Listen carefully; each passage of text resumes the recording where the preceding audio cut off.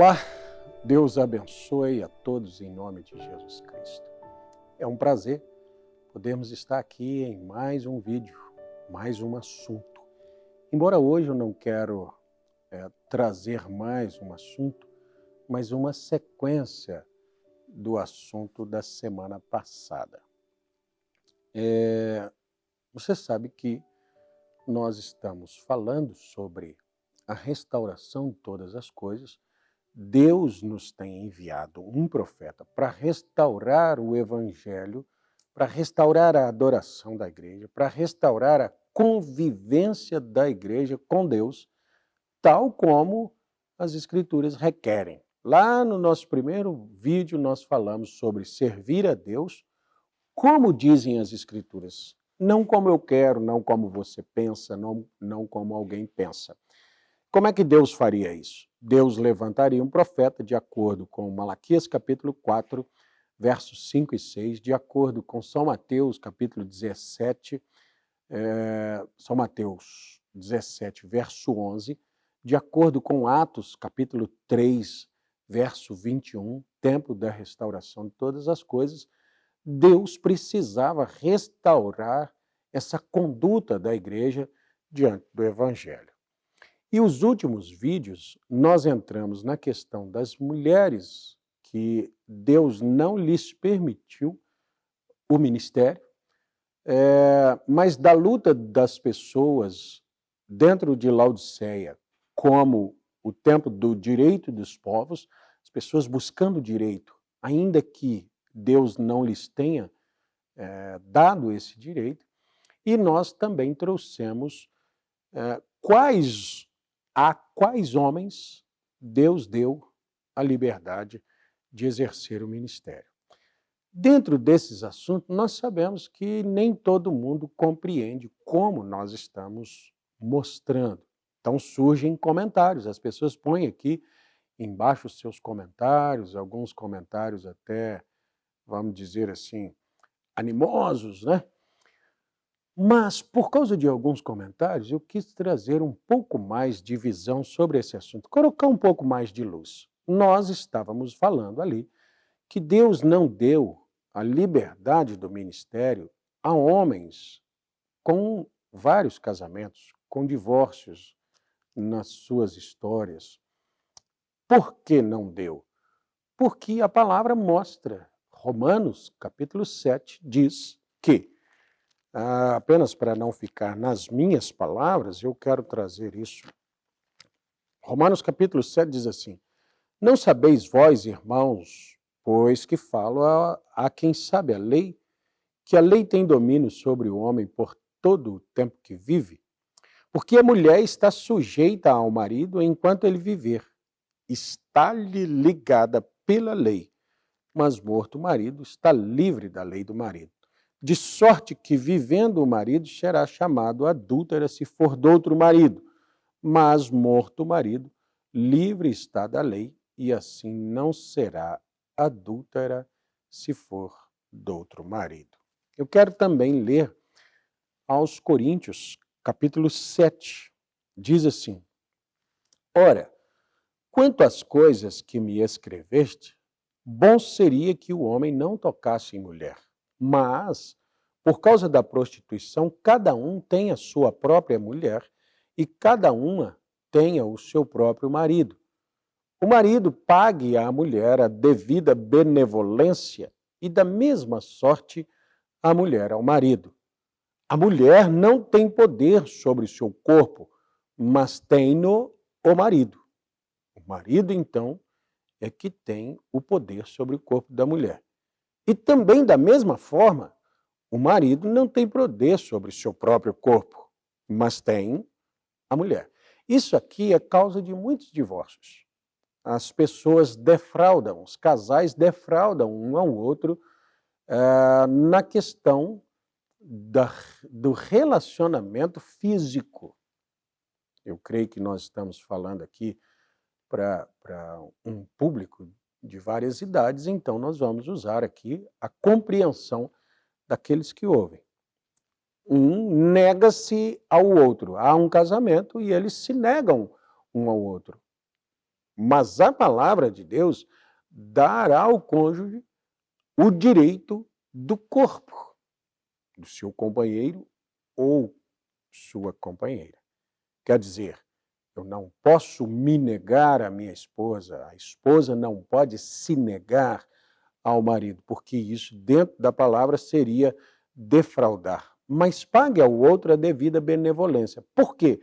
Porque essa é um dos motivos pelos quais acontecem os divórcios. E nós vamos ver na palavra que Deus abomina o divórcio. Não vos defraudeis uns aos outros, senão por consentimento mútuo, por algum tempo, para vos aplicardes à oração. E depois ajuntai-vos outra vez. Não, eu vou servir a Deus, eu quero estar em consagração, eu não quero ter contato físico. Isso se houver um consentimento mútuo. O que é mútuo? Dos dois lados. O casamento é um contrato. Não, querido. Ou não, querida. Ele precisa se render. Agora, houve esse consentimento, separou por algum tempo, então ajuntai-vos outra vez para que Satanás não vos tente pela vossa incontinência. Digo, porém, isso como que por permissão e não por mandamento.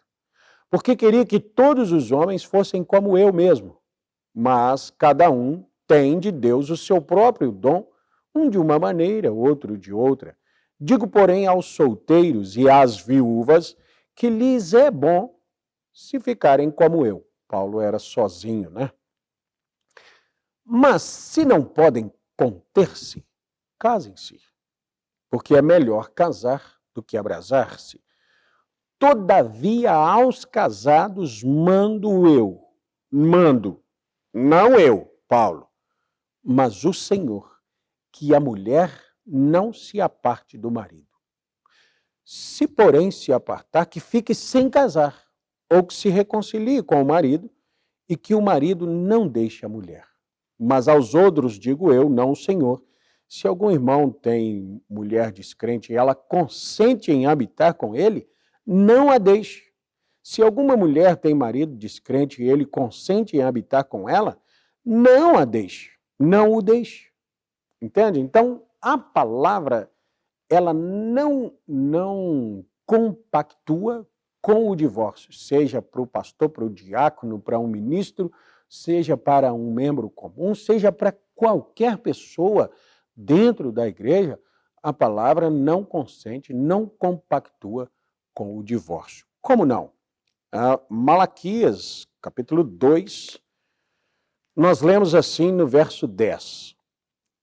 Não temos nós um mesmo Pai? Não nos criou um mesmo Deus? Por que seremos desleais um para com os outros, profanando o concerto de nossos pais? Judá foi desleal, e abominação se cometeu em Israel e em Jerusalém, porque Judá profanou a santidade do Senhor, a qual ele ama, e se casou com filha de Deus estranho. Olha só, essa questão casamento dentro do Evangelho é tão sagrado. Judá casou-se com filha de Deus estranho. Os filhos que Judá teve com uma mulher de Deus estranho, nenhum deles foi possuidor da promessa, da herança. Você vai encontrar lá em Gênesis, capítulo 39, ou 38, que Judá teve o filho que herdou a semente, a promessa, com Tamar. Já que sua mulher, essa aqui, havia morrido, então ele tem o filho com Tamar, mas nunca com Deus, com filhas de Deus estranho. Os jovens são aconselhados a casar com alguém da mesma fé, diz a Escritura, que consenso há entre a luz e as trevas. Por que esse casamento entre cristão e não cristão, incrédulo, fé diferente? Aqui nós vemos a palavra. O Senhor extirpará das tendas de Jacó o homem que fizer isso, o que vela e que responde, o que oferece dons ao Senhor dos exércitos. Ainda fazeis isso? Cobris o altar do Senhor com lágrimas, de choros e de gemidos, de sorte que ele não olha mais para a oferta, nem aceitará com prazer da vossa mão. Questão de casamento, ela impede Deus de aceitar as ofertas das pessoas. E dizeis, por quê? Porque o Senhor foi testemunha entre ti e a mulher da tua mocidade, com a qual tu fostes desleal, sendo ela a tua companheira e a mulher do teu concerto. Veja, esse verso 15 aqui é tremendo. Não fez ele somente um, sobejando-lhe espírito? E por que somente um?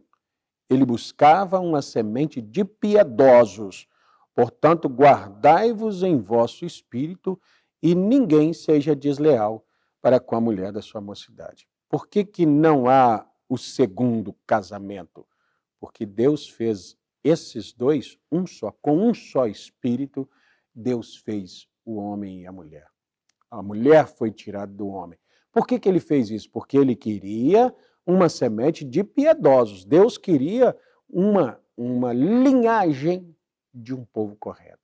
E quando há esse ajuntamento de espíritos diferentes, lá na frente vai haver divórcio, depois daquele divórcio vai haver um outro casamento, e aquele que casa com a repudiada comete adultério, aquela repudiada comete adultério se casar com outro, vê que Deus abomina isso?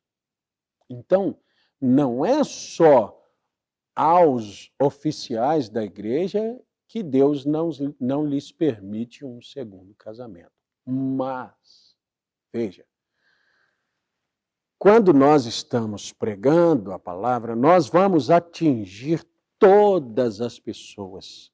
E nem todo mundo que vem ao Senhor Jesus Cristo conseguiu viver uma vida correta, até porque não conhecia a palavra.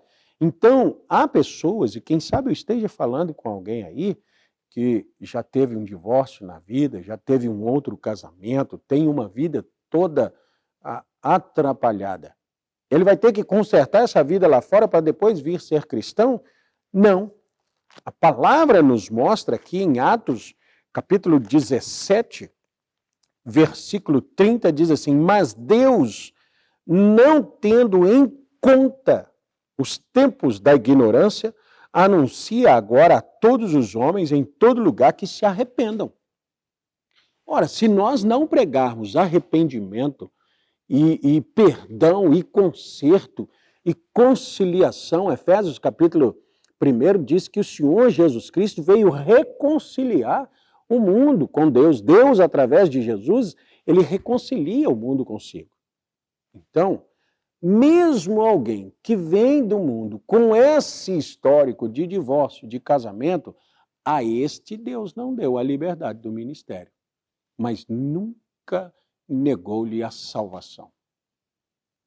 Então alguém fez um comentário no vídeo passado, dizendo assim, então os outros podem se divorciar. Não. O ensinamento da palavra são esses aqui. Não separe. Fique. Se separar, fique só. Ou que se reconcilie com o marido. Mas se o marido consente, continue ali. Mas o meu marido não é cristão, continue com ele. Mas o meu marido tem problema, mas é o seu marido. A minha esposa, mas é a sua esposa. Deus abomina, o Senhor vosso Deus abomina o divórcio. Agora, a pessoa vem do mundo, às vezes toda estraçalhada, porque é isso que Satanás faz com as pessoas. Devora, destroça, arruina as famílias. E aí essa pessoa vai chegar aqui na palavra, às vezes ele está em um segundo, um terceiro casamento, e aí nós vamos dizer, vai atrás da sua primeira esposa. Pior coisa acontece. Fique como está.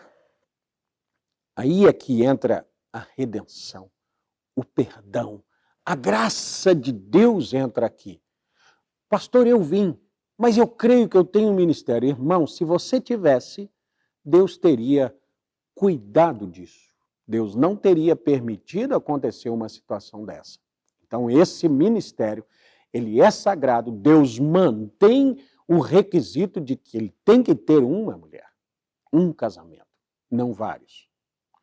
Mas esse que vem buscando por salvação, por misericórdia, há a misericórdia de Deus para amparar, para perdoar, para aniquilar o efeito maléfico que esse divórcio teria nessa vida. Mas nunca lhe será permitido o ministério.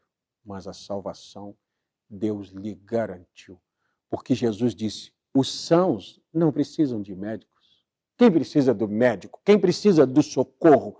O ferido, o doente, o caído, aquele sem recurso. Ele precisa do Senhor Jesus Cristo e a Escritura para ampará-lo, para a salvação, para o arrebatamento. Meu irmão, minha irmã, você tem acompanhado os nossos vídeos. Não se sinta excluído por causa de um erro da sua vida, por causa de um pecado na sua vida. Lembre-se que Ele morreu por ti, Ele te perdoou, Ele sofreu, derramou seu sangue para que Ele pudesse te redimir. A questão nossa dos 2 vídeos, dos 3 vídeos passados, foram o ministério. O ministério. Deus chama o homem antes do ventre da sua mãe, antes de nascer, Deus pré-ordena, pré-determina a vida, predestina aquela vida, e você vai encontrar pessoas que passaram por caminhos tenebrosos e foram livres porque Deus tinha lá na frente um ministério, uma obra para colocar sobre aquela vida, e Ele impediu que coisas acontecessem que tirassem dessa pessoa a liberdade, a graça de assumir o ministério. Aos outros, a graça de Deus permanece de igual modo. Que Deus te abençoe muito, em nome do Senhor Jesus Cristo. Se você tiver uma dúvida, pode entrar em contato conosco. Não precisa do seu comentário ser bravio. Não. Nós queremos ir explicando. Eu sei que são poucos minutos, mas eu quero ir te explicando a palavra. A graça de Deus, o plano salvífico de Deus, o plano redentor do Senhor Jesus Cristo, Ele traz todo mundo, mas Ele nunca deixa todo mundo como está. Ele nos transforma. Deus abençoe. Se esse é seu primeiro vídeo aqui conosco, seja bem-vindo, inscreva no canal, ative o sininho, receba os nossos vídeos em primeira mão, e se você gostou, deixa o seu like aí, compartilhe esse vídeo com um amigo que precisa dessa redenção, desse poder, desse perdão do Senhor Jesus Cristo e essa reconciliação para com Deus. Deus te abençoe em nome do Senhor Jesus Cristo. Até nosso próximo vídeo.